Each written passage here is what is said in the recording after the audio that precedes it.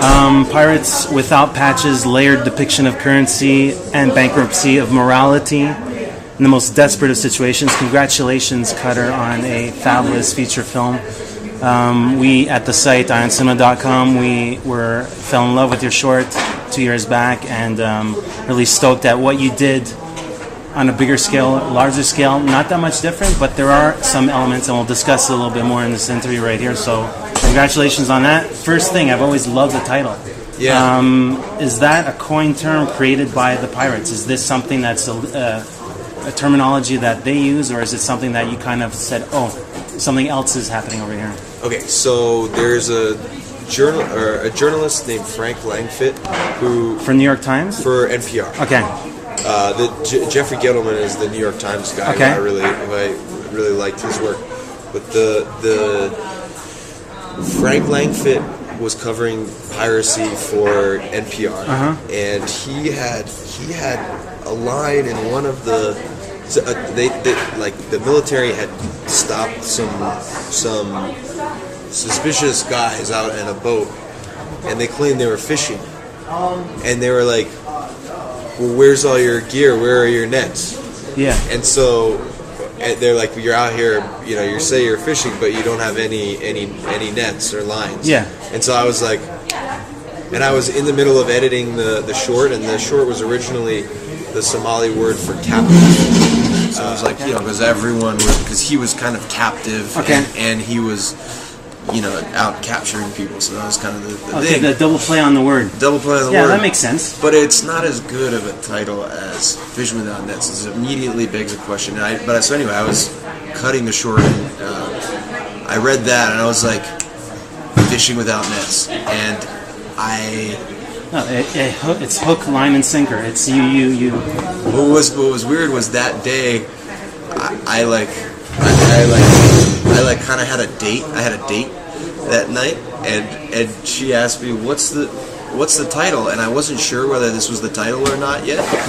So I just like tested it out, and so I was just like, and I just said very confidently. The title is Fishing Without Nets. Like, even though I just 2 hours earlier had thought, and she was like, "Wow, good title." And I was like, "Okay, that's the title." Great title. So it stuck, and there was no freaking way that you were going to change it when you were thinking about the feature film. Yeah. We thought about changing it to differentiate it, but we were like, "Nah, this is what it's about." And what juncture? I mean, you make this incredible short film. You're not thinking feature necessarily, or maybe you were. I was, yeah. Okay, so you're thinking, I need to practice my skill set. I think you come from the docu world a little bit. A little bit, like video, commercial stuff. I did stuff for Vice. Is that it? I never did anything for Vice. I always wanted to. It was pretty amazing when we made this that they came to us and wanted to turn it into the feature. The plan was always to try to make a 2-hour movie. We went to Africa to research the subject and to also shoot something that could go along with our script. We didn't know whether that was going to be something really short or whether it was going to be a full narrative. But the nucleus was there. The genesis, the idea was there. Was born there. You went there, checked out locations, said, "Okay, we have something." Yeah. And we actually had a much more complicated story in the short that we whittled down to what it ended up being, which is just about Abdi and nothing else. But in shooting all that other stuff, we were kind of starting to build the world. A visual depiction of it, and there's a couple shots that match. They almost match when we're following. There's the handheld tracking shot at the very beginning. There's a lot of familiar ideas to it, but there's one major player. I'm going to call him a character. I'm talking about an inanimate object that you didn't have in the short, which was the tanker. And so my question to you is, having seen a lot of doc films where these tankers are sometimes abandoned, and people, like I've seen people like strip these things down, sell it for parts and stuff like that. Yeah. How did you land a freaking tanker for your film? Big props to Raphael, Swann, who's the producer and my friend from when we were 12. It was kind of on him, and he basically we showed up without having that book, so that was part of our prep there in country, was there's the port of Mombasa, which has a bunch of different shipping companies based there, and the one we ended up going with was this Alba Petroleum, which happened to have their main office in Mombasa. So we just basically went in and negotiated with this small oil company, or tanker. So let me use that for a couple of weeks. Yeah. Shooting was how long? We shot 33 days on the oil tanker. Okay. We shot 77 days total. Holy. Yeah, and it was 55 days in 2012, and then it was another 22 days in 2013. So it's kind of like we shot 2 features in terms of a small budget film.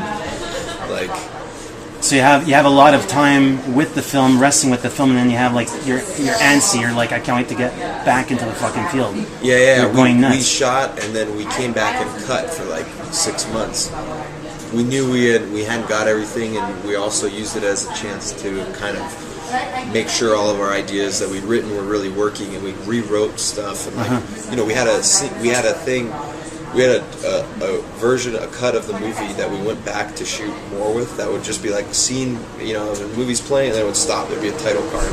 Okay. And it would be like, in this is what's going to happen here. And then after that title card, the next scene would play. So literally, it was like as if you inserted a second film into your first film. Yeah. Yeah, that's kind of cool. It actually that's a luxury. Made me think it is, and it's not something that you could do when you have people who like actors whose schedules are super limited or whatever. And but I think from a filmmaker standpoint, it's what you strive to try to do, which is like, I'd love to, you're definitely what you need when it's too late and you're editing. And so if you could kind of be doing the editing like for a little while to really just like make that like what scenes are working, or is this really a necessary scene, or what we really so it informs you. It informs you for the second time out. Yeah, and it can inform your just like writing, because you're editing the movie. I mean, I was joking, like, ideally you have Final Cut Pro and Final Draft open at the same time. I wanted to talk about the gentleman that's sitting over here. Why you chose him for the short, then the feature? Thank you very much.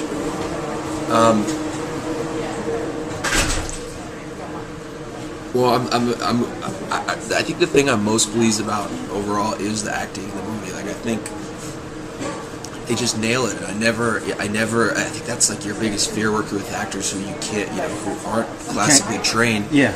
Is or traditionally trained is like you're worried you're gonna have something stale. It's gonna be like it's not gonna be realistic, and they just completely nail it. And you were saying in the Q&A that you had happy accidents, or you were surprised almost how they embodied the character in the editing room, like you found little nuggets, little gems. Yeah, it was like we would add on to it. Like, we knew, like, I would tell him what to be saying. Yeah. But and the translator on set would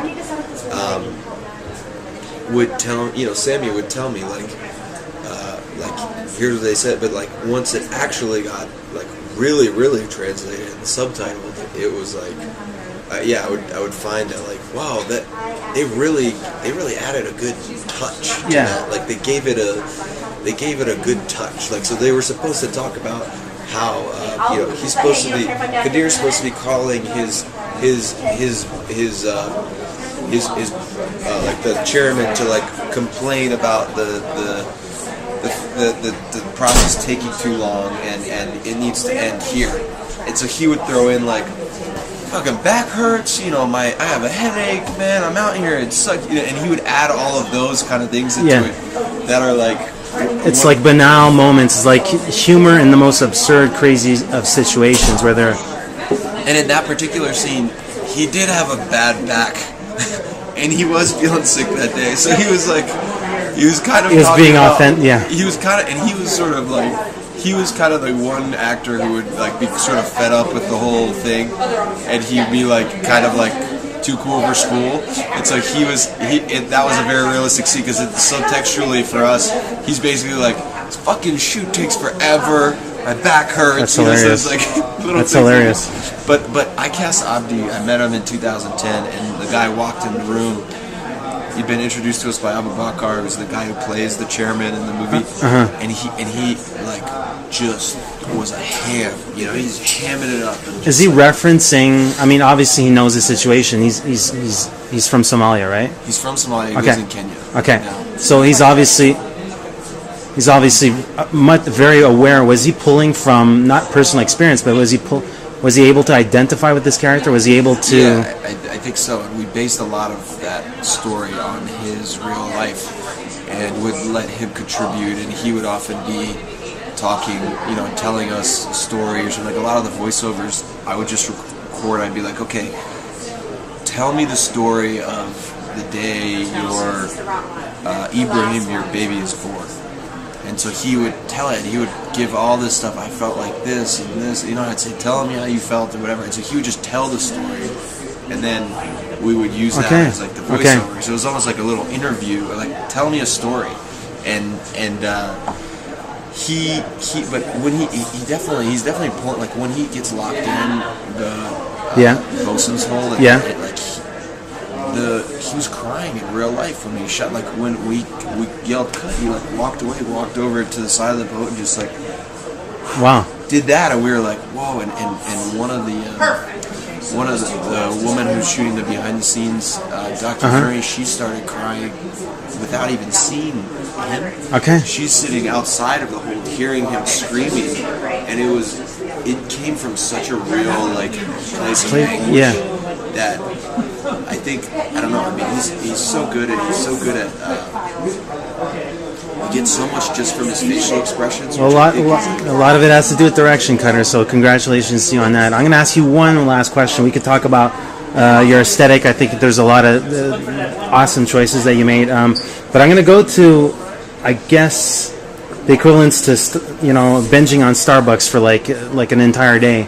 And it's like the cot thing. As a stimulant, but it's rampantly used to suppress hunger. And I was wondering, as just a basic Joe who doesn't know anything, is this rampant among other people besides people that need that energy level? Does it fall into children's laps? Does it fall into? Have you seen women and children use this stuff? Yeah, I've seen women. Some women do. I haven't seen children. Okay. Some women. I've seen women are traditionally the people who sell it in Somalia, which is interesting. But it's funny because it does suppress your appetite. I don't know if that's really the point. Okay. It's like the 5% of what it normally is used for or something. Yeah, it's kind of like it definitely does that. It gets you amped up, whatever. But yeah, it can be really. I grew up on their publication back in Montreal. Awesome. They're crazy. They make the most fucked up news articles, news videos. They go into places on this planet that nobody wants to venture. It's not tourist thing. Talk to me about that participation with them and what kind of support and what kind of vision that they shared with you. I'd always been a fan of them for all of the reasons that you just described. I always wanted to make a Vice documentary. I thought they were really awesome and loved their stuff.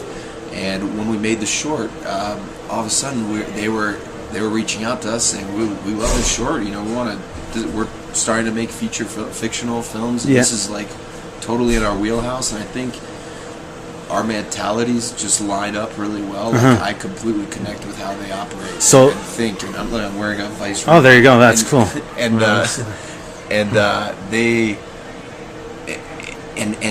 from a working relationship, like with Eddy and Shane. I mean, they completely gave me the space to make the movie. They knew, hey, I feel like we're cut from similar cloth, and they know, okay, if someone would give me the space to do my thing, I'll deliver for them. Yeah. And to not go crazy in the way. And so Eddy and I worked a lot on lot of back and forth over there. Yeah, Eddy afterwards. Eddy, it was big, and then they kind of came in, and really pushed me at the end to keep refining it. Even like there's times where I kind of felt like I think it's done, and they were really just. I really appreciate their insight, like Shane and Eddy's insight is really. It's really good. I mean, they just make so much content. Yeah. That I think they're just so well. Of course, they're well versed in usually in factual stuff, and this is a little bit of a stretch for them, but to a certain extent, it's not really. It's second nature for them. Yeah, it's second nature for them, and I just felt like, man, these are guys who I have admired, who I look up to. Cool. I felt like just like this is. You're awesome part of this family. Yeah. So I won't be surprised if your sophomore feature film has their label on at the opening reel. I'd love to do it, man. Awesome. Well, thank you very much, Cutter. I appreciate it, and enjoy the long success. It's going to be at other film festivals, so get your passport ready.